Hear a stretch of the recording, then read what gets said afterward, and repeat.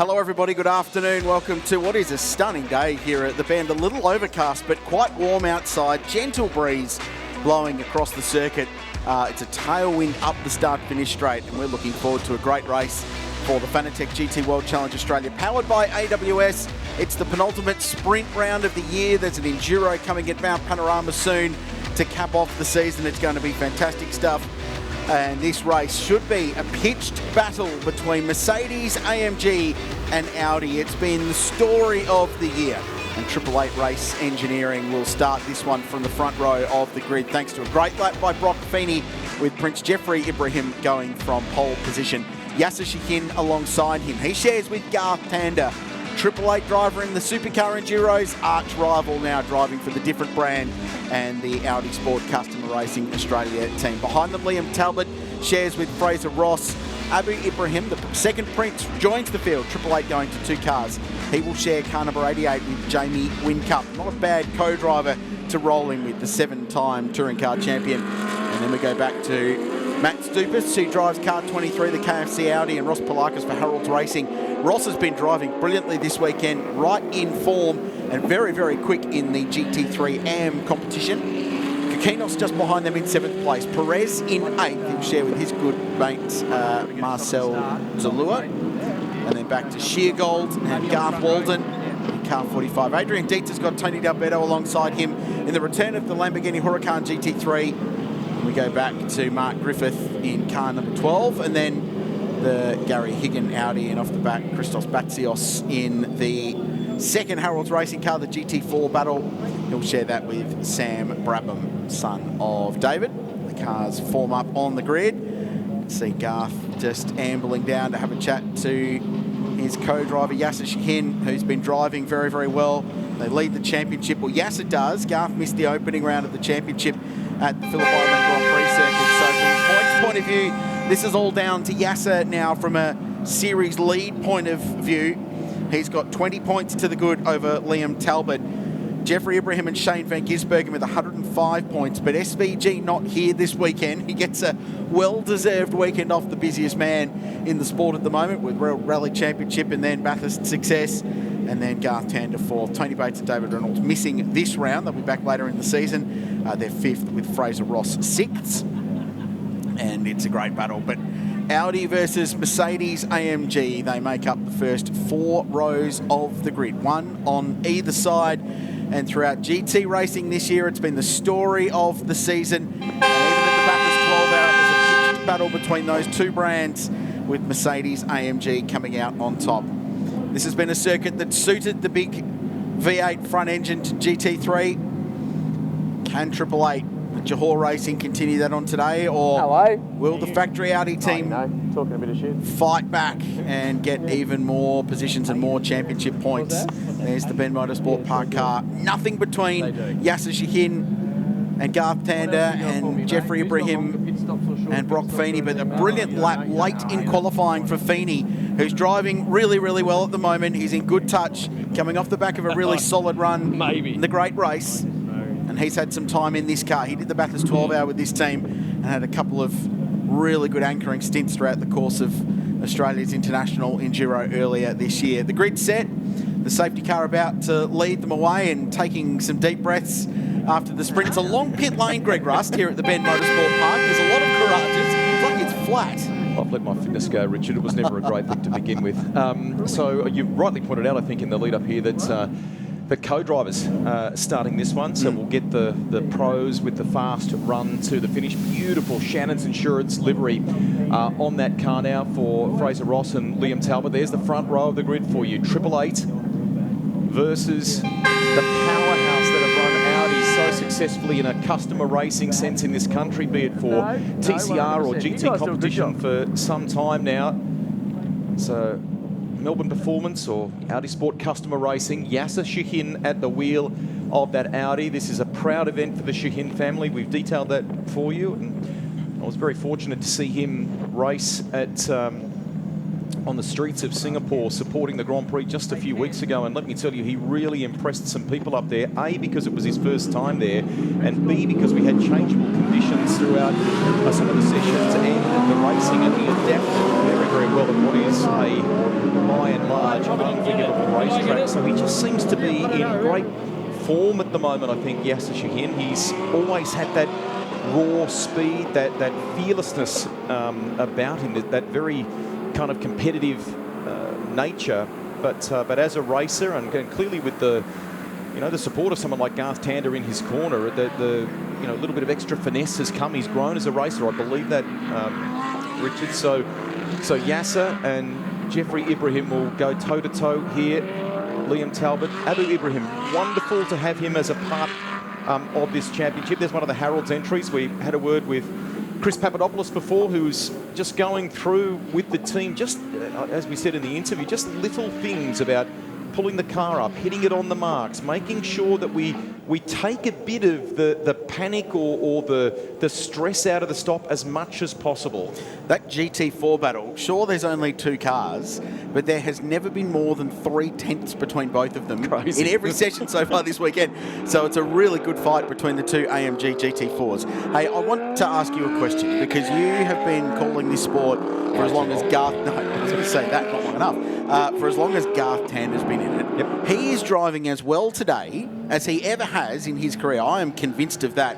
What he did at Bathurst was remarkable, and he has performed so well in these cars this year. Clearly trading on what was a mega week at the mountain. I think, having all those testing miles before he got to Bathurst, then the car was good the moment they rolled it out of the truck. I think he's talked about that Rebel Commodore being the best race car he's ever had at the mountain, just in terms of the way that it felt, the confidence that it gave him. So, he is far from retirement material or veteran in my eyes. I still see him as having a huge amount to offer. And as a combination, I mean, you could argue with Jamie Whincup taking on a different role within the Triple Eight organisation, would it have been likely that they have considered pairing Jamie Whincup and Shane Van Gisbergen together? But you'd argue that as a combo, he and Shane, for all sorts of reasons, are just so strong together, and that was demonstrated just a few weeks ago. So 100% with you that he is,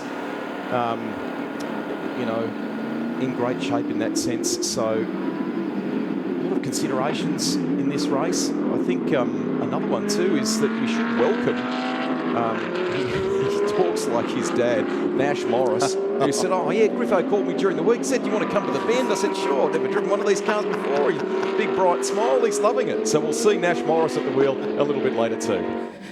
Well said. I'm looking forward to this. The pitched battle between Audi and Mercedes AMG this year has been great, from the 12-hour through all of the rounds this year in GT World Challenge, and it's just been punch and counter-punch, and then another brand comes back, and like Mercedes AMG and Audi in GT3 racing, it's like Ford versus Holden in supercars, really, isn't it? They're the 2 big brands fighting out for it. And in the same way that Melbourne Performance runs so many cars successfully, Triple Eight are building, and their experience with those AMG machines is strong nowadays. So the field bunches up. We get set for a rolling start here at the Bend. What a way to complete our coverage live here on 7+, and it's only the beginning, because we're back on air tomorrow with lots more from the Bend Auto Fest, but this is going to be a nice way to round things out today. An hour of action in the Fanatec GT World Challenge, powered by AWS. The Harold's cold check earlier today, presented to Prince Jeffrey Ibrahim and Brock Feeney. We are underway here at the Bend. Lights ablaze. Yasser Shahin will wrestle the lead. Great jump from the Audi, but the Merc goes down the inside. Big dive, that is from Ibrahim. Did it come off the other side? It didn't. Shahin is spun around. He got the better jump. Ibrahim dived down the inside, and the Audi came out the other side pointing the wrong way. Contact between the 2 title contenders. How will Motorsport Australia Race Control, and we need to be fair, so we don't have full angle here on that replay. You get a sense of what's about to unfold, don't you, as they go into the corner for sure. And I think you said earlier in one of the Porsche races it was about just be brave enough, just send it, and that's clearly what happened there. Yeah, wow. That was a really big dive, and the AMG was moving around under brakes, and it got down the inside there to that inside curb at turn 1, but the Audi was well committed to turning into that corner. That's going to be a tough one from race control to look at, especially without a clear picture of what the leaders were doing. Any battle scars? Can you see anything? Looks okay from here, doesn't it? But these Mercs, they are tanks. They are really solidly built GT3 cars. Regardless, Jeffrey Ibrahim leads the field up the hill to turn 12 for the first time. Talbot up to second. Abu Ibrahim to third. So Mercedes AMG from 888 and Johor Motor Racing first and third. Matt Stupas to fourth. Kikinos up to fifth place and Sergio Perez to sixth in the GT3 AM battle. But that will be a big talking point. Turn one. And then is there any damage to the number one Audi of Yasser Shahin and Garth Tander? Like it can. Tander dug it in the lane there to go and chase both sides of that story and just see what people are saying in the lane. It's Prince Jeffrey Ibrahim leading the way from Liam Talbot, who's looking racy here in the Shannon's Insurance Audi. Just shows the nose, but he's maybe half a car length behind him, but Lights Ablay's got that intimidator thing happening already. And Abu Ibrahim in third place. Nice start, nice debut here at the bend. This is opportunity, Cam.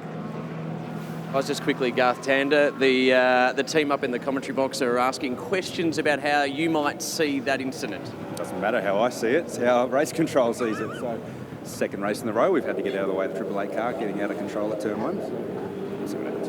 Oh, come on. We're not at Bathurst anymore. You can share a bit more. We're on 7+ right now. It's not up to me, mate. It's not up to me. So now the battle is just get back, get some points. Yasser's in the championship here, so we'll fight back and we'll fight back hard. But that makes a difference. Thanks, Garth. How's that massive, I mean, he's always a team player when it comes to 888 there, but proper racer as well. Yes, isn't it? It's funny how the hat changes from a week ago, though, isn't it? On the podium celebrating and now having a little bit of a jab. I like it. Good. Shows how serious this is, though. This is the top GT championship in the region. So there's a bit on the line. The point I was about to make before we went to the lane, this is a massive opportunity for Liam Talbot and Fraser Ross. They will have a shorter compulsory pit stop time than Ibrahim and Feeney, and they will have a shorter compulsory pit stop time than Yasser Shahin and Garth Tander. This is a huge opportunity for those guys to get some track position in this race and make the others chase them late in the game. So for the newly liveried Shannon's Insurance Audi R8, this is a huge opportunity to strike and get a big haul of championship points. And we talked about the fact that Liam is very much in championship calculations in this year's GT World Challenge. Let's see what he can do in his pursuit of Prince Jeffrey Ibrahim. Change of position behind. Matt Stupas. Yeah, lights on and has executed the move and is ahead of Abu Ibrahim there now in third place. And he's had moments where Matt's reminded us of the kind of pace he's got throughout the season, but hasn't always converted. Sometimes there's been an incident or something along those lines. So third is a very, very solid performance from the 23 to start this race. Yasser Shahin back in sixth place at the moment.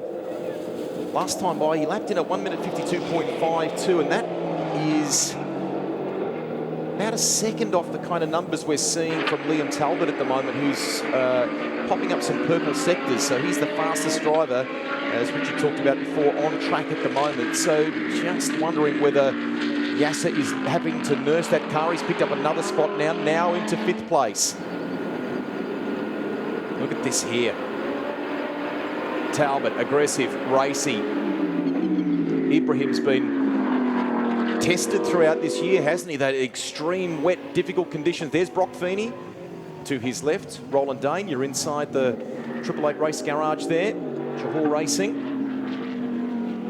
There'll be some tension there. This is a really big opportunity for this team as well from a championship point of view to get a big haul of points. But as one Audi ends up further down the field, another one ends up further up. So there's always something with four rings on it ready to challenge you in GT racing. The R8, one of the most successful individual models in GT racing history. Let's go back down to Cam. Whilst he didn't give us much, he said he's a little bit frustrated, second race in a row, the 888 involved. How did you see that? Yeah, we got done off the start and Jeffrey obviously went down the inside of turn one. We've only seen what everyone else has seen, so yeah, he went up the inside and we sort of missed the rest of it. So I'm sure they'll look into it and they'll come to a conclusion. But yeah, my job to jump in the car and drive as fast as I can for the rest of the race.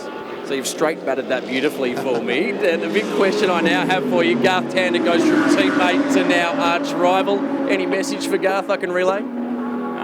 getting nails sorted out on the track with him. Should be good. I like the sounds of that. 7+. Thank you very much, Brock. Cheers. He's a great fella, and he's showing more and more character with every race meeting. It's a massive undertaking for him this year, stepping into a legend in Jamie Whincup shoes in a plum drive in the Supercars Championship. And while there's been some learnings, I think we've even seen here a top 10 result at Mount Panorama, and he's grown a leg in this car. He's driven superbly so far this weekend. Well done. Full credit to our mate Cameron. He's trying hard, but it's a bit like a bit of a lifeless Day 5 test match. Exactly. He's trying to bowl down screamers and get something to happen, but he is getting absolutely Donuts. nothing back in return. Donuts. Oh, they're all politicians down there at the moment. Yasser Shahin back up to 4th. 11 seconds the margin to the race lead, but only 1.2 seconds to Prince Abu Ibrahim, who's running in 3rd position at the moment. Now, Yasser Shahin has answered my question. I wondered about whether that car 1 was battling some damage. It clearly isn't, because he's gone fastest in the first sector, personal best in the middle, and the fastest lap of the race so far belongs to Yasser Shahin with a 1 minute 50.758. He's now up into 4th place. That's an impressive recovery so far. The margin, get a sense of the gap to we're going to Prince Abu Ibrahim. It's actually, I think, under a second, so he may be challenging for 3rd very shortly. Let's look behind there. There's a waiter for him, if you will. He is closing on Abu Ibrahim. At this pace, he'll be there halfway through this lap. Fastest lap of the race last time round. But then the top 8 cars all just set personal best laps of the race. So as they build in on this Pirelli tyre, which does like a build-up in terms of tyre temperature and pressure, as we see Liam Talbot continuing to apply the pressure for the race lead. This Pirelli is a tyre that loves a gradual build-up. We saw it in qualifying at Bathurst earlier this year, Rusty, where it was freezing cold, yes, but it was lap 7, lap 8 that you were punching out the lap time. So this tyre continues to get better as the run goes on, and that's what we're seeing now with these very, very fast lap times. And also the intensity in the race at the front. They're pushing so hard at the lead in the low 1 minute 50s. So this is the leading battle, and then we wait to see the 2 behind and see how that fight for 3rd is going on. I reckon it's game on there, because there's less than half a second, and again, Yasser Shahin's gone purple in the first sector. And when we say that colour definition indicates the fastest through that sector. So we've divided, the track is divided into thirds, if you will. Quickest time we've seen so far in this race belongs to that Audi there on screen, the bend-backed Audi. He's gone personal best, Yasser Shahin, in the middle part of the lap. We'll see, it's about hovering at about half a second here. So Abu Ibrahim's doing a nice job here to keep a pretty feisty, a pretty fired up Yasser Shahin behind him in a car that's quick. Now, I just need to correct something I said earlier about pit stop times as we watch this fight for 3rd position going on. So Prince Jeffrey and Brock Feeney have 102 seconds. That's their mandatory pit stop time. The Fraser Ross Liam Talbot car is 107 seconds. So they're actually 5 seconds longer, and that's based on their prior success. So Liam Talbot needs to get past car 888. He needs to get some track position. This is the fight for 3rd. Speaking of track position, car number 1 needs to work his way past. They've got 112 seconds in pit lane, which is a lot longer than the car they're currently chasing. So Yasser needs to make some moves. He's got the pace to do it, but car 88 making his life very difficult. He's almost into the 1 minute 49s too, Richard. The quickest lap of the race now is a 1 minute 50.0083. Liam Talbot, we believe, let's have a look here, starting to show some good sectors from Liam Talbot as well. So that car is fast. Yeah, the intensity just keeps ratcheting up, doesn't it, as the lap times continue to drop. This is the leading battle, so car 888 continues to lead this race. Mercedes AMG versus Audi. Great new livery on that car. Great to see Shannon's continuing their remarkable support of Australian motorsport and Australian motoring in general. Yeah. They're a great brand and they invest so heavily in the sport. They've sponsored this program, Rusty, the Shannon's Motorsport Australia Championships, which was the Shannon's Nationals since 2007. Incredible, unbroken support for that amount of time. Focus once again on this battle, up in front, 0.37 of a second last time by between them. So they like a couple of boxes trading blows, don't they? There's both looking strong, both in different corners. The other interesting little tidbit worth thinking about, and I heard Cameron talking about it earlier today, is the balance of performance, which manages these cars' performance. Oh, it's almost a move at turn 1. Talbot had a look and it forced Ibrahim a little bit wide at the apex there, but he was able to recover nicely. Good driving. The Mercs have copped 10 kilos extra in the balance of performance, which equalises the performance between the various makes and models in GT3 racing. Now, 10 kilos might not sound like much, but in racing, when every kilo counts, unlike commentary, it's very, very important. So that will have an effect on the car in terms of tyre life. A little bit of extra weight, a little bit of extra tyre wear as the race goes on. I wonder if that will change the car. It won't be fundamental. It might be 0.5% over a race distance, but when the competition's this close, every little point counts. Wasn't the rumour that back in that period where he's run a little bit wide. That's all it took. That's all it took. A little awkward as they came past the lap car, and there's a bit of contact there. Talbot's gone off. He rejoins. Oh, I don't know about that. That was really difficult negotiating the Harold's Racing GT4 car of Chris Batsios, and Talbot was in front, and then there was a little bit of contact between the two and he dropped the car off the road. They're continuing to battle on, and he goes around the outside and tries the over-under through this really difficult complex of corners down the hill now. Had a decent launch over the curbing too, didn't it? So I hope the underside of that Shannon's Insurance Audi is okay. Game on, or it continues for Liam Talbot. But it just, as it went past the GT4 car, it got awkward, and then this sort of ensued. But there was a touch, wasn't there? Yeah, before that point of the replay. So we sort of need to see it a little bit earlier than that. And they're continuing on out in front. I think they were side by side into the final corner. Talbot might have it, he does. The timing popped up for a moment to suggest that Liam Talbot had done it. They drag race down the main straight here at the bend. Who's going to blink? Bravest of the breakers into turn 1. Prince Jeffrey plays it maybe a little on the safer side, and Talbot takes the lead.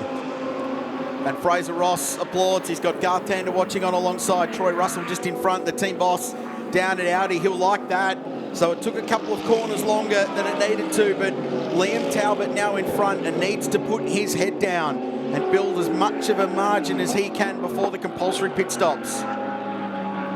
Gee, what a sequence of events that was. So it started out when they got to Chris Batsios in the Harold's Racing GT4 car. Jeffrey Ibrahim hesitated. That was the opening that Liam Talbot needed, and then he was able to sneak by, but then there was contact as they changed direction down at turn 9 and turn 10. Very safe too from Talbot, wasn't it? So, and he launched over a curve, as you rightly say. Richard just giving us the diagnosis there. But in the meantime, let's go to the lane. Here's Cam. Yeah, I thought I'd grab Fraser Ross. I was just watching you, the highs, lows, highs again. What's with this garage in the Triple Eight? I don't know, this race got it all. That Triple Eight car obviously wants to hit both of us, but Liam did a good job avoiding what could have been pretty nasty. He's obviously got some clear space now. He's put his head down and extend the lead and hand over the car to me, and hopefully I can do the same. I was about to say, you're a very good combination. We've got some pro-rated drivers. You're a very good driver. Liam's also one of the better drivers out there as well within the current field. You must be liking your chances today. Yeah, it's good. Obviously the car we're worried about is the Win Cup car. There's no success penalty there, but we're just doing a good job. The car won behind us. That helps us for the championship. So Liam's doing a great job. The Shannon's car looks fantastic. It's going well. So fingers crossed. Thanks, Fraser. Cheers. Thanks. Doesn't seem to be slowing, despite that up and over the curb, and it would have been a fair old save too, I reckon, Richard. It sort of awkwardly skewed right, didn't it? Never absolutely caught Liam Talbot's attention. Well, at the bottom of the hill there, Rusty, it's top of 4th gear. They're doing almost 200 k's an hour through that sequence of fast right-hand corners, and it was the change of direction into 10, which is the left, and that was what caused the little contact there once the Shannon's car was in front. Yeah, it's going to be interesting to see how they police that from a race control point of view. But he's going quick. He is, 49.4. So now he's got clear air. He's got that margin out to 2.8 seconds. So even though Talbot got through, it took another half a lap to do it. Yeah, I'm not sure. It's hard to make a judgment call on that with just that one angle and seeing it live. But yeah, that contact with the road closing in, it was very, very difficult to see. I'm trying to sit the fence here, Rusty. That's essentially where I'm at. But it was difficult to see where the splinters, and we always have that, haven't we? Where the contact was as the road, as the road turned left, and they were sort of two cars into one spot, didn't go. And it was a really good save, as you alluded to, with Liam going off the road, a quite high rate of knots, and managed to hold on to it. So our position here in the commentary box at the bend is right next door to race control. Do we dare sneak a look in there and see? I'm just going to stick my head out the door, actually. Oh, my cable's not long going enough. on. Talbot with a new fastest lap on 1 minute 49.46. He's almost about to complete another one, and he has been purple in sector 1, purple in sector 2. This is going to be a new fastest lap of the race so far, and in fact it's a 48.82 from Liam Talbot. He is flying. Plays a 51.1 for car 888. So 2.5 seconds the difference between the two of them that time around. 4.4 seconds the leading margin. And why is that important? Well, track position's critical, but there's pit stop time as well that is vital. And there's a difference in time that they will spend in pit lane, and it's 5 seconds the difference between Talbot and Ibrahim. So what they're doing now is racing for the end of the race once you complete your pit stops. So activity, drivers getting ready down at 888 Johor Racing, including Brock Feeney and Jamie Whincup. There he is, one of the greatest of all time. Nice to have him back behind the wheel. He's very much involved in a management sense of the race team these days, but came back and of course ran at the Bathurst 1000 with Shane Van Gisbergen having a weekend off, and a well-deserved one at that. He's behind the wheel here too, which is terrific. So let's see when those two step back behind the wheel, keeping in mind the additional or the lengthier stop times that Richard's detailed there before, just what they can do with these cars. They revel on the front straight here at the bend, those Mercedes AMGs. Back to Yasser Shahin now. He's been able to get to third while we've been chatting away there. He's down into the 1 minute 49s, kind of mid 49s, but he's been able to clear Abu Bakar Ibrahim there in fourth now. To be fair to Abu Ibrahim, he's going with him. So less than a second between them. So Yasser got to him quickly, got past, but Ibrahim's been able to run with him since then. So it's a great learning experience. He's never been here before. This is his first visit to the Bend Motorsport Park.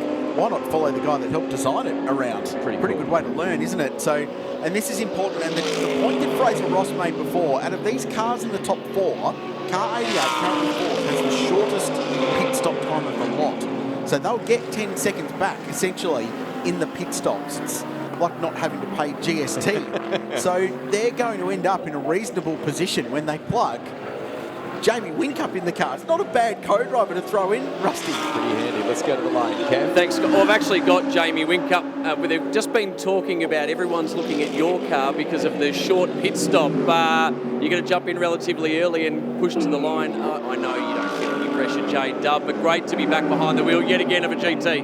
Yeah, 100%. If you factor in those pit stop times, we're only a couple of seconds off the lead. So, yeah, it's going to be on here. I think the pit stop's going to close everything up, and then we'll race hard till the end. Considering we are the pros and we're in other people's cars, so we've got to keep it clean at the same time. I saw you at the Grand Prix earlier this year and said, how was team management going? And now I just keep seeing you behind the wheel of a car, mate. So there's a bit of both for you. I had a good 6 months off, but got the bug again, so I'm putting my hand up to drive everything at the moment. All right, good luck. Thanks, mate. Thank you.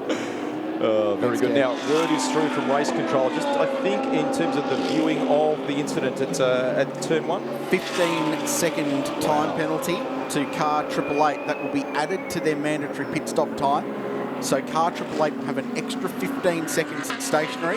And I confirmed with Ken Collier, the category manager, that is for the contact at turn 1 okay, with Yasser Shahin at the start of the race.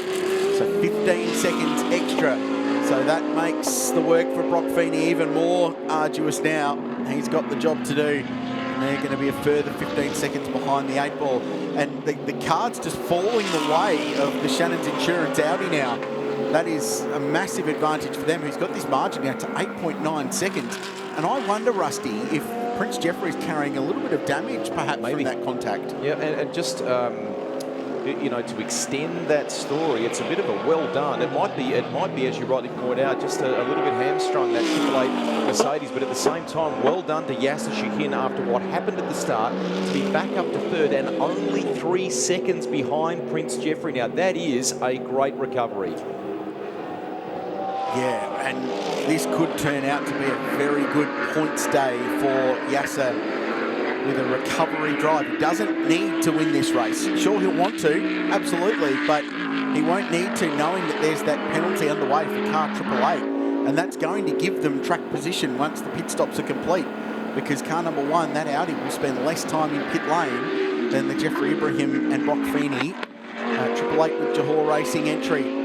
So never a non-dramatic moment in the world of GT racing in Australia. It's been a year like it. And you look at it on paper and go, 13 or 14 cars, how good could it be? Well, the answer is really good, because it is so competitive and there's so many good cars, and the sheep station they're playing for is pretty large, as it turns out. And the season's not done, so we're off to some great venues to come and some good racing to come. And there's various classes here that we should point out too. I mean, Jamie alluded to the professional drivers in GTP, if you will, the likes of you know, he and Brock Feeney and so on, but there are other classes worth shining a light on here as the Shannon's Insurance entry comes into the lane.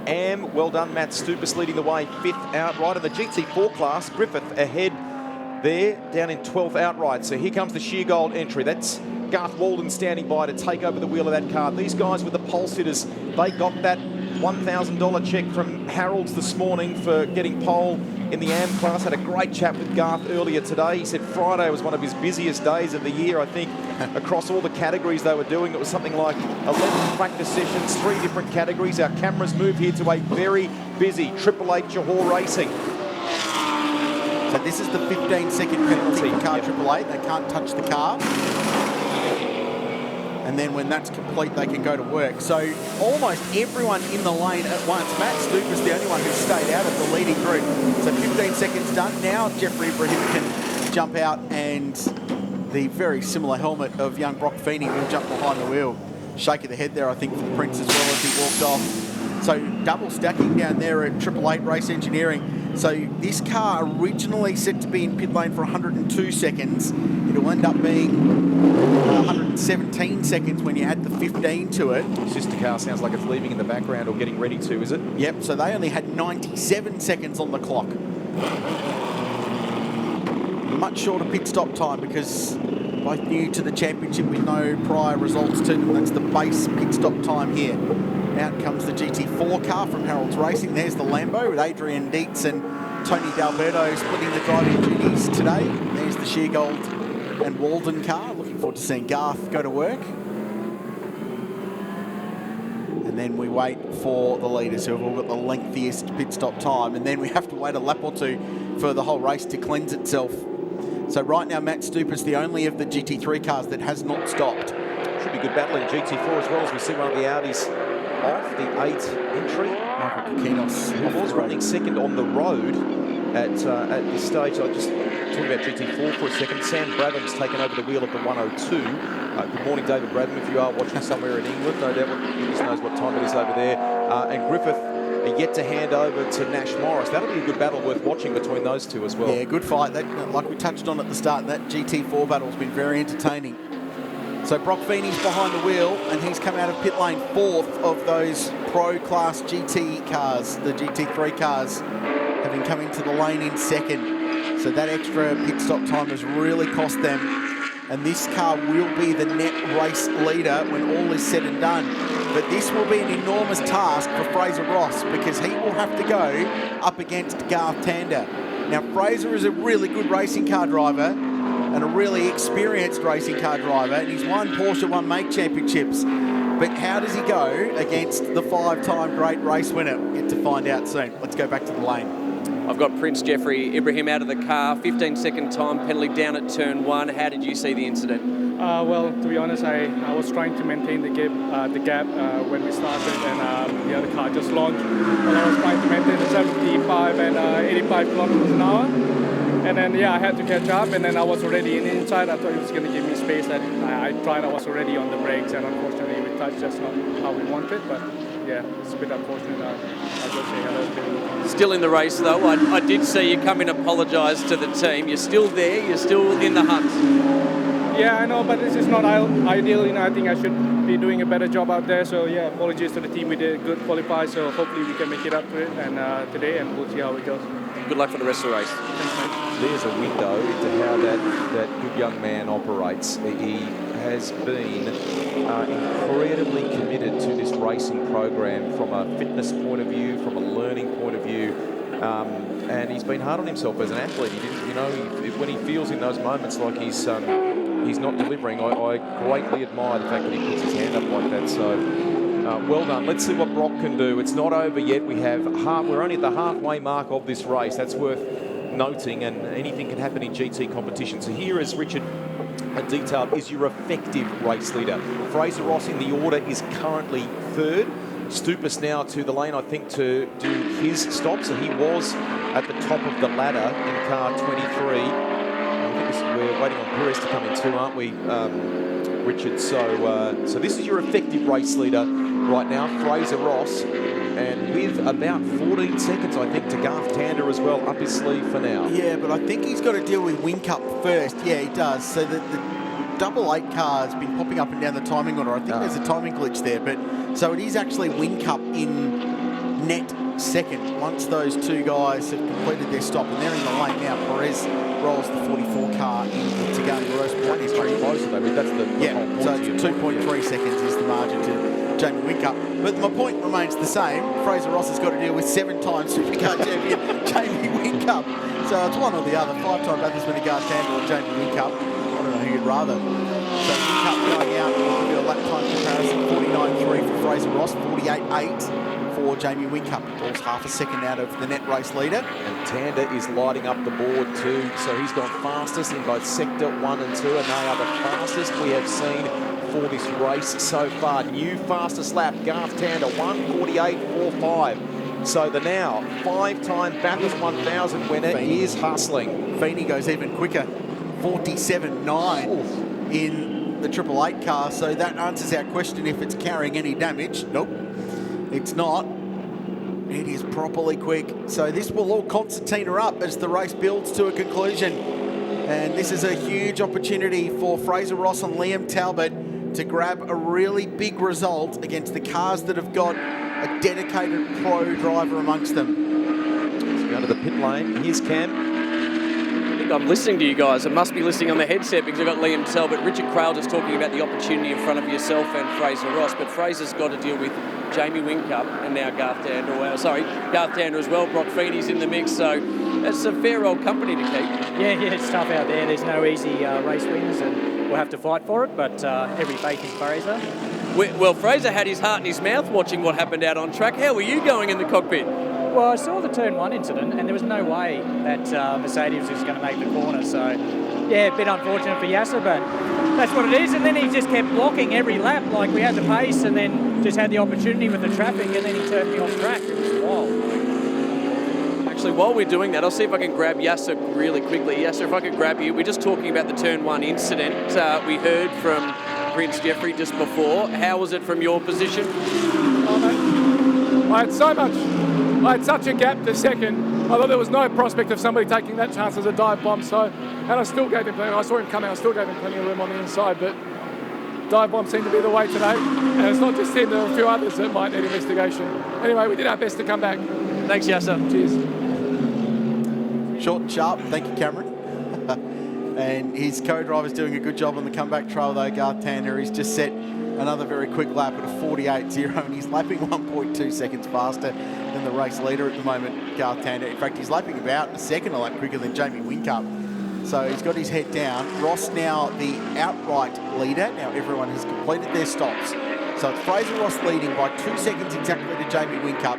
Garth Tander is third, 12 seconds behind the race leader, and then it's Brock Feeney in fourth, a further 5.4 seconds behind him, 18 seconds off the lead. That's the top 4. Ross Polakis leads GT3 AM for Harold's Racing. Valente Rosso in 5th place, and he's got 8 seconds over Matt Stupas. So stopping early has worked very well for the Valente Rosso Harold's Racing team. So Tony D'Alberto, who is doing some great things in the Supercheap Auto TCR Australia Series, has taken the wheel of that Lamborghini. He's down in 9th place at the moment too, so nice to have that car and Tony back a part of this series, which is good. We focus back on the 88, currently in second, Jamie Whincup. That gives you that wide high shot, gives you an idea of the gap to the race leader. It is under 2 seconds now, Whincup versus Fraser Ross. There's the Lamborghini. Can't miss. It's like a target, isn't it? It runs that tribute livery to the BASF BMW M1 that used to run in those BMW Pro Car days. So late 1980s, before my time, Rusty, or yours. But as a motorsport historian, I love it. It's a great livery, though. It looks sensational. And Adrian Yates is a great competitor. Wall Racing run that car, an experienced race team. They had a good crack at the 12-hour this year. Good to see Tony. The thing for mine, at the risk of making a height-related joke around Tony D'Alberto, there's legitimately a significant height difference between the two of them. It must be 1.5 feet. So the seat insert that young Tony must run to get himself into that car would be pretty significant. Here in the Audi, go back through the gears, the Shannon's Insurance entry. So Fraser Ross, well done, has responded here. Maybe a little traffic coming into play, or perhaps the Audi just enjoying that part of the circuit. He's been able to extend the gap just back above 2 seconds again to 2.29 seconds. Feeney is flying. Brock Feeney is absolutely flying in car 888. Another fastest lap on lap 16, 1:47.5. He was 1.1 seconds quicker than Fraser Ross last time round. He's half a second quicker than Garth Tander. So the fastest car on the racetrack is in 4th position on the road. So this is all concertinaing up nicely. If we get a safety car at some point, it is going to be on. But Fraser Ross is doing an awesome job at the moment, fending off any attack from Jamie Whincup and just keeping that margin at a nice, consistent 2 seconds. Powerful man. You got a phone? You just ring and ask for a safety car? Is this the kind of thing you do? You'd think maybe Gas would go and see his brother and get something happening there. I'm not suggesting that's how it would work. No, of course not. So quickest lap of the race is Brock Feeney. He's just gone fastest in the middle sector, so he's got some pace at the moment and continuing the kind of speed or form that we saw from him in qualifying. The marker to beat is a 1:47.58. That's just, but it's about Brock trying to shave tenths if he can off Garth Tander and maybe get that car, that 888, back into a top 3 position. So Fraser Ross 48.7, Jamie Whincup 48.4, Garth Tander 47.7. So the top 3 cars, of the top 3, the guy in 3rd place was the quickest by a second, and then Brock Feeney did a 47.9 with traffic that lap, and that's the first time in a couple he hasn't actually gone quicker. So it's properly fast, and the faster cars aren't the ones in the front of the motor race at the moment. So they're all concertinaing up, and that's what we want to see in these races. Need to keep an eye on the GM battle as well. Marcus, as you detailed before, 5th outright, but leading that class at the moment from Matt Stupas. Now, Garth Walden was one of the earlier teams to pit in that class. He's down in 9th, though they should, in theory, find some ground. And Paul Stokel as well, down in 11th at the moment, a guy who's got a lot of experience, having taken the wheel of that KFC entry from Gary Higgins. So let's keep an eye on Paul Stokel on what he can do in the final 21 minutes of this race. It was cool to hear from Paul earlier today. He was down having a nose around the Renault 3.5, as you do. Help himself. Yeah. Loved it. Triple Australian Drivers Champion. He's such a great bloke. He's one of those if only drivers, really, isn't it, that you wish he'd had that opportunity or the funding to go overseas, because he was as good as any of that crop of drivers that came through Formula Holden in the late 90s and early 2000s. Agreed. And at the same time, he's gone off and done some things that we perhaps mightn't have expected as well, like Target Tasmania and so on. So, nice. I mean, the net result is, while we pine or wonder about what could have been, at the same time, it's terrific that he's still at the wheel. So, immense talent at in that Formula Bradmore or Formula Holden period, a name that was synonymous with it for sure. And it would be remiss of me as a South Australian to not mention that he drove for Barana Racing, the great South Australian team. This is the battle for the lead you're watching now. The margin 0.6 of a second between Fraser Ross and Jamie Whincup. So they negotiated their way through Nash Morris in the GT4 car, the Mark Griffith-owned entry. And that cost Fraser just a little bit of time. He got to him in an awkward spot. It was nothing Nash was doing. Just got to him at the top of turn 12 there, which is a blind uphill corner. And it's steeper than it looks on television as well. And that just pulled a little bit of margin out of this leading fight. And now Whincup going to work. Here we go. It's just starting to boil, starting with 19 or under 20 minutes to go in this race now. Whincup might have been out of the seat for the better part of the year, and maybe in a semi-frustrated way, looking on with the headset on in the garage. Came back for Bathurst, partnered with Brock Feeney, and as he said before to Cam Vandendogen, just putting his hand up for anything at the moment, so to drive. Fraser Ross was very wide at turn 17. The car just did not get to the apex. That hasn't cost him a massive amount. Whincup is right there. We know these Mercs are very strong. They've got lots of bottom end run. They punch out of slow corners very well, and they've got good straight line speed. And with that big grille, it must look like Jules is chasing you down as you run up into turn 1. Cue the music. There's the KFC car. That's Paul Stokel behind the wheel. He's well out of contention in this one. Now, Garth Tander continuing to go reasonably quickly. He's got the gap to these two down to under 10 seconds, and he would love for them to continue battling like this for as long as they feel like they can, because that will only help the number 1 car get closer. Nothing between it, almost a bump, a touch between them through turn 6. And Feeney, like a metronome, just punching out mid-47s. Back in 4th place. He is so fast. And Rusty, he's 12.4 seconds off the lead. Remember, they had a 15-second penalty added to their pit stop time. Just underscores why they looked at that man and the kind of things he was doing, not just in race result terms, to ultimately get that huge opportunity to take over from Jamie. Okay, a little bit of lap traffic here. Now, just watching the ebb and flow in this as we go inside the Triple H Johor Racing team, just where Fraser is able to maybe eke out a little bit of an advantage. And I tell you where he's good, which underscores your point before. He carries really good speed through the final corner and onto the straight, and that's because he knows he's nervous about the power that Jaws has coming down the main straight. So I touched on it before. Fraser is a really good and really experienced racing car driver. As we see some battling down further the field, that was Tony Gilberto picking his way through. Garth Walden, they're in a really good battle. Porsche Michelin Sprint Challenge champion Fraser Ross. Is that car number 1? That's the big car. It is. It's Yasser. Yasser to the lane. Or Garth Tander, I beg your pardon. It's Yasser, the car that he shares with Yasser coming in. What has happened for Garth Tander? That thing just had a massive rev as it came beneath our commentary box. It almost like it wasn't in gear. It's heading back out again.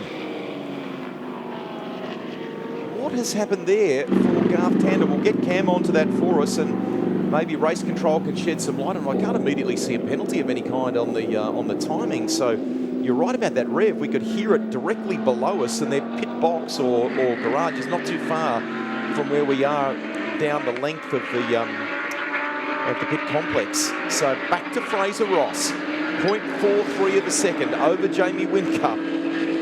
16.5 minutes remain in this race now. Can Fraser Ross hang on? I have got to the bottom of this, Rusty. The text message machine has been going off.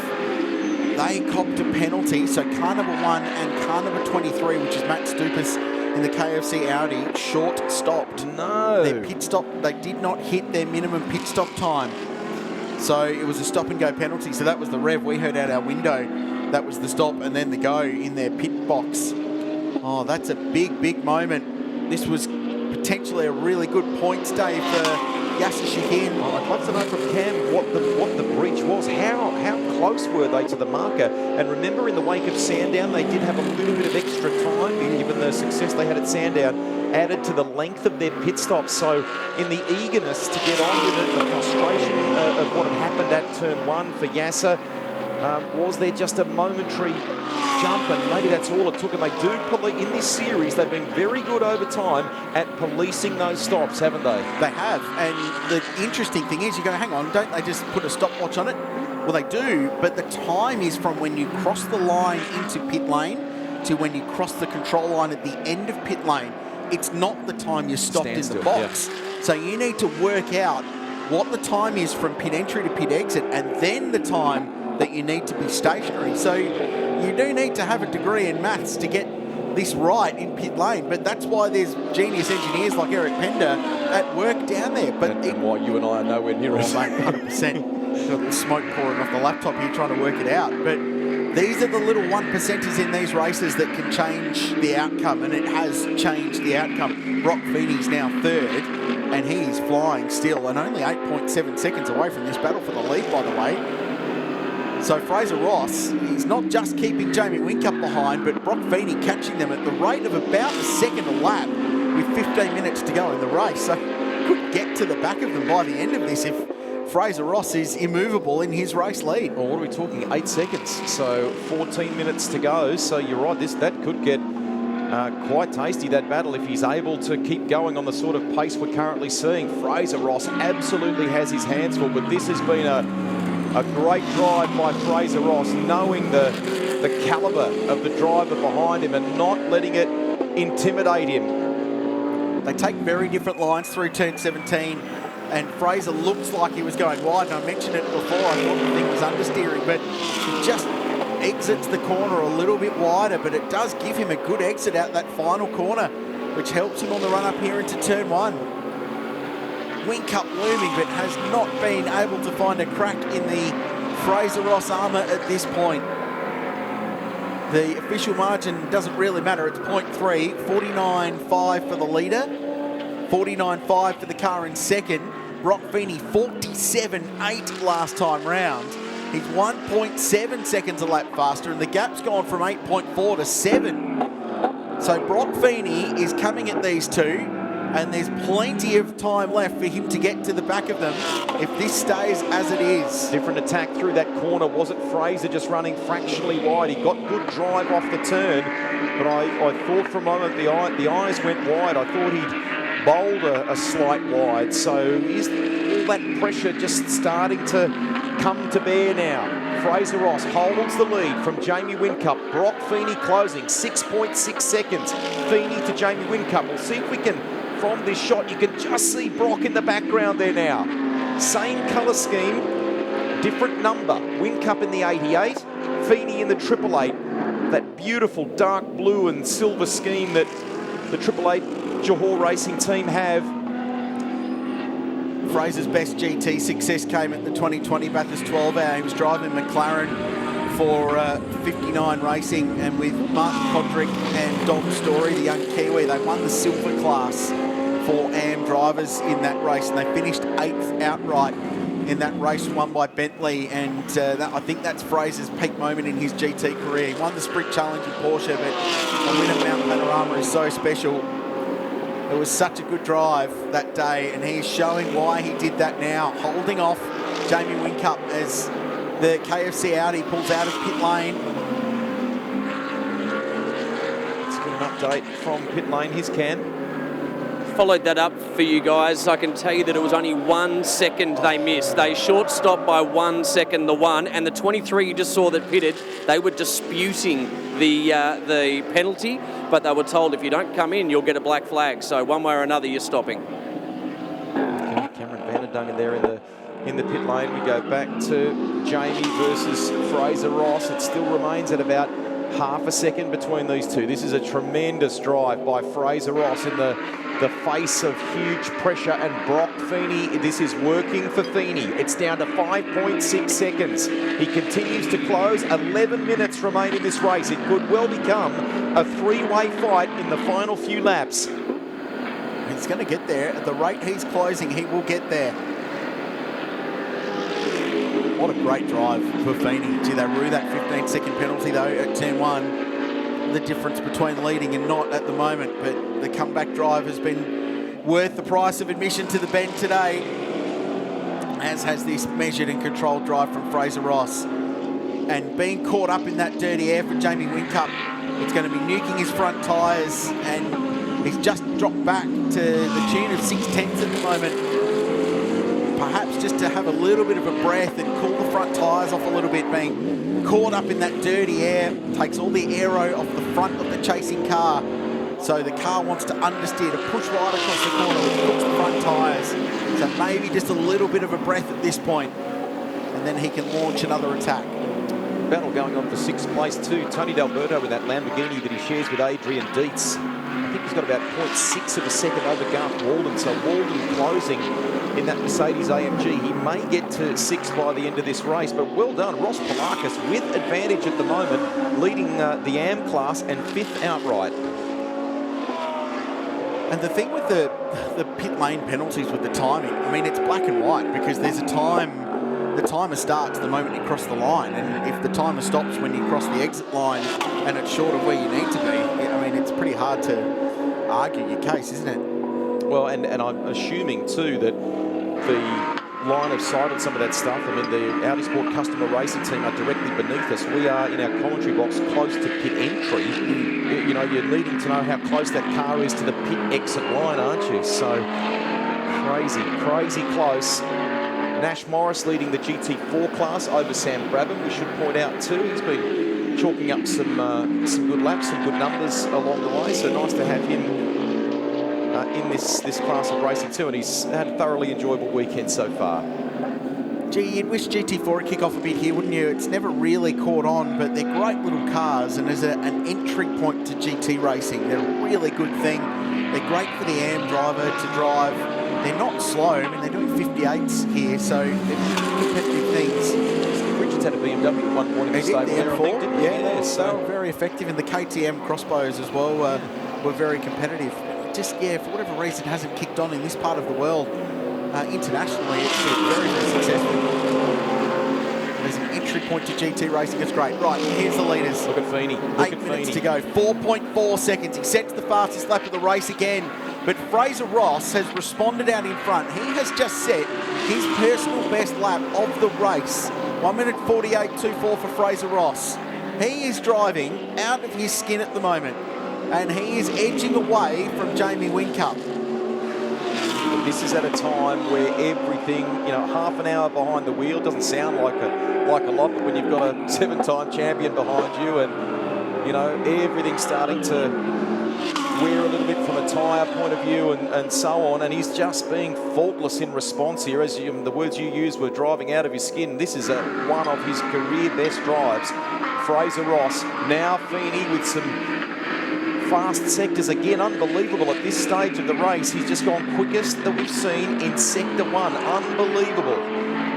This is going to pull a big chunk out of Yasser Shahim's championship lead as well. It was 20 points coming into this race. Fraser Ross and Liam Talbot will get 25 each for this, and right now Garth Tander and Yasser Shahim will get 12. So that's a big swing going the way of the guy in second place. Isn't it set up for a really good championship showdown? We've got the Endurance Championship round at Mount Panorama, a 3-hour race at Bathurst. That's going to be good fun.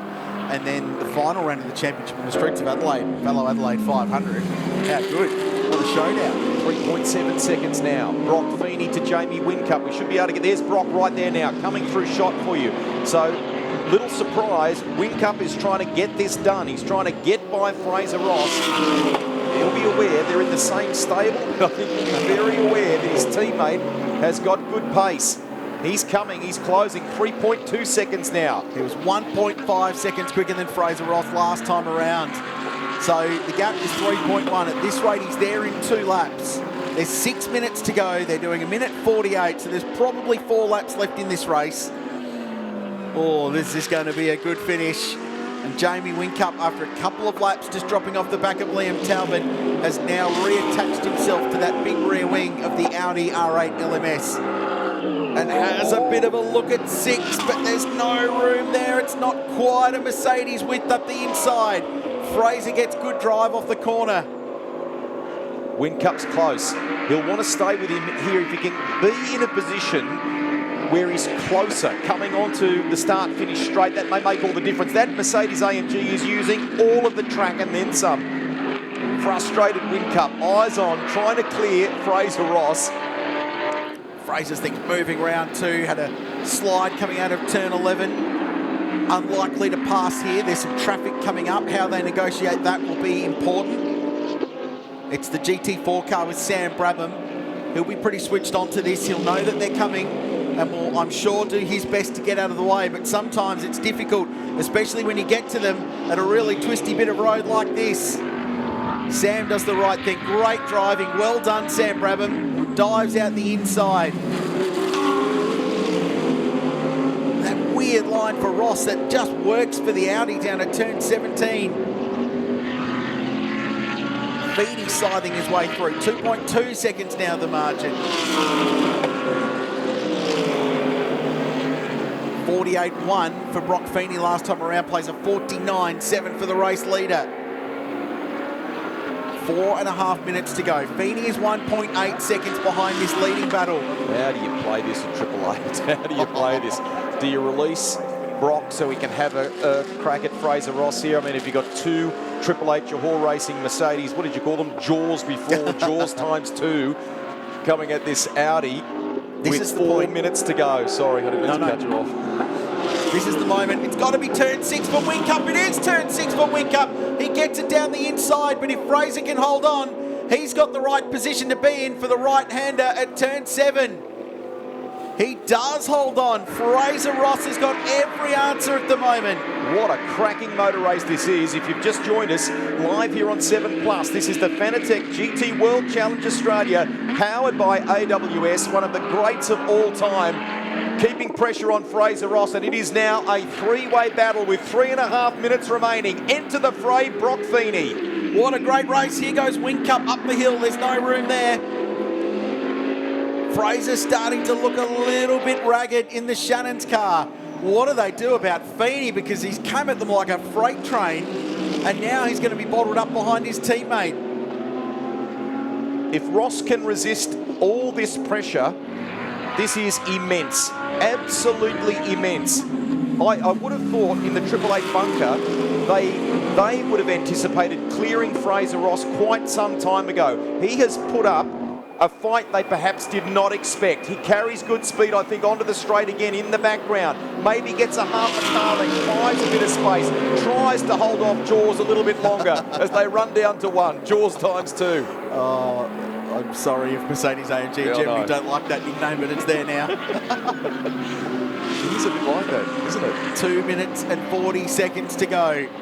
An Audi fending off the 2 Triple Eight Race Engineering Johor Motor Racing AMG GT3s, as has been the story all season long in GT racing in this part of the world. And Fraser Ross has been superb. There's got to be 2 laps to go in this. 2 minutes and 16 seconds to go in the race. I can't immediately think where Jamie can get by him. He perhaps just needs to be, if he can, a fraction closer coming onto the front straight. But Fraser seems to send it through there, through that final corner. That Audi carries a lot more speed.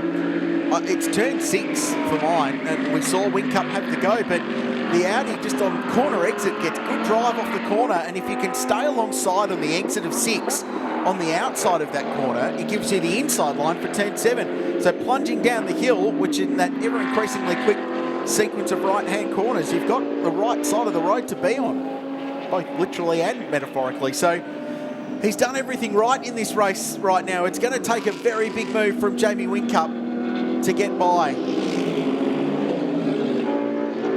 Feeney's just dropped off slightly of this. I think he's just gone, I'm going to sit back a little bit and watch what happens here. It could be in the perfect position to capitalise if this fight becomes more of a war at any point. There's 1 minute and 10 to go. This should be the final lap of the race. 4.9 kilometres of the Band Motorsport Park to go. He didn't get off the final corner well that time, Fraser Ross. Here goes the move from Whincup at turn 1. It's a big, big move. And it's a big, big move by a big driver. He gets it done. But Fraser's possibly got a shot down the inside at 3. There's no room. Whincup shuts the door. The Triple Eight car goes through. Now what about Feeney? who's charged his way up in car 88. Ross defends. You touched on it, Rusty. It's all that final corner. And the one time in the race he didn't get off it well is the one time it's cost him. And it was at the start of the final lap of this race. With a big move down at turn 1, Jamie Whincup gets the lead away. What a race. Oh, right. Amazing race. We should see the checkered flag this time by. The clock has ticked down after 1 hour of really intense GT3 racing. So it is car 888 in front. The timing on us had a glitch, Richard. I've been just keeping an eye on this. Somewhere Brock's been able to clear that. The timing on it has had a little bit of a glitch, so I'm not sure where that has happened, but this is going to go to Feeney by the looks of it, and he has come like a freight train. We're just double checking the little numbers on the side of the cars. Feeney to take this one from Fraser Ross with Whincup home in third. What a start to the weekend in the Fanatec GT World Challenge Australia. Well, you have a word about timing, but anyway, what a drive. Well done, Brock Feeney and Prince Jeffrey Ibrahim. What a comeback drive that is to make up for a 15-second time penalty. Was there a switch between those cars at some point? Well, we may not have caught it with our cameras, so apologies if that's the case, folks. And the timing has been having a little bit of a hissy fit up here at times, and in terms of the update. But there's the congratulations, Roland Dane in there, Prince Abu Ibrahim and Prince Jeffrey as well. Brock Feeney with a mighty drive. And after all that unfolded at the commencement of the race, the penalty that was added, the laps that he chalked up, and Tander has been able to get, despite being shy by 1 second when he left the lane at the conclusion of the official stops, he's been able to get the fastest lap of the race with a 1:47.23, but will ultimately, in the car he shares with Yasser Shahin, finish in 4th position. So Prince Jeffrey and Brock Feeney, those cars with identical liveries, and we may not have, I think, just seen the pivotal moment because there was other battles going on, Richard, that we were focused on. And there is the young Prince who finds himself in the top 3 with this team at the Bend. Nice start for the Ibrahim family, for him joining his brother who's been a part of this in recent time. The Queen's here this weekend too, Richard, which is amazing. So, so Tander finishes 4th. Brock Feeney, that's a superb performance, and I think one we'll reflect on for a little while. That was a great drive. Oh, yeah, totally. And even though Fraser gave it up at the end, there was a huge performance from that guy from Victoria. So he's not a professional racing car driver. He works full-time in marketing for the family firm, the Ross Partnership there in Melbourne. So he does this because he does it because he enjoys it and loves it, and he's mates with Liam and they want to go racing. He's very serious about it. He trains, he works hard on it, but he's not a professional racing car driver. He's not a full-time supercar driver like Brock Feeney or Garth Tander or Jamie Whincup. So it's an enormous drive to achieve that. Arguably one of his best, mate. I mean, under all that pressure, that's a very, very memorable day out for Fraser Ross. Yes, it's not a race win, and he went oh so close to it, but he held them off for quite some time, and I don't think that organisation there would have expected him to hold out that long. There's your winners. Prince Jeffrey Ibrahim comes out to congratulate Brock Feeney. A fight-back drive from Brock Feeney after a penalty. I can see Cam Vanenduggen standing there in the midst of all the celebrations. Why don't we take you down there now, Cam? Great Thank you very much, Rusty. I'm just going to jump in with our drivers.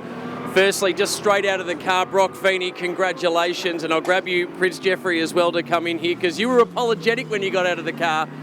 We discussed how you were still in it, and this driver here brought home the win for the team. You both got that done.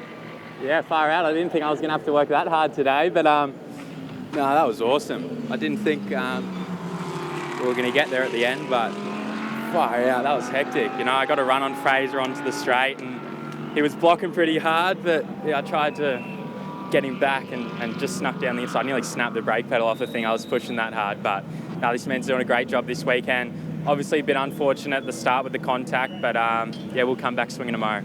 Well, grab Prince Jeffrey. You had to get the job done. You had to hand the car over in a good position. You did your bit in that. You must be very proud of the team effort. Yeah, of course, I'm really proud of the team effort. They gave us a great car, and even the other guys, we've been working together well all weekend. And yeah, again, a bit unfortunate at the start, but this man really saved our lives, and he's been driving great all weekend. And yeah, hopefully we can have another good one tomorrow. We've got another big day tomorrow. Come back, Brock. It's been a wonderful rise in your career. You must really be enjoying the GT part of your racing. Yeah, I'm loving life. I'm just thankful these guys had me back. I raced here last year and did the 12-hour, but yeah, to jump in this weekend and start it off with a victory is pretty cool. But as I said over the radio, it's been a long time since I've had a win, so it's good to get another one. And yeah, hopefully we can have another one tomorrow. And Prince Jeffrey, last question before we do start to finish up today. Another day tomorrow. What is it you're going to work on overnight? What are you going to bring to the table? Well, of course, try to be cleaner, I think. That's what I try to do anyway. I mean, that's not the intention, but that's not how we operate in Triple Eight. Yeah, I just got to work on myself and be quicker, I guess. Well, be quicker. You were number one at the end of that one, so congratulations to you both.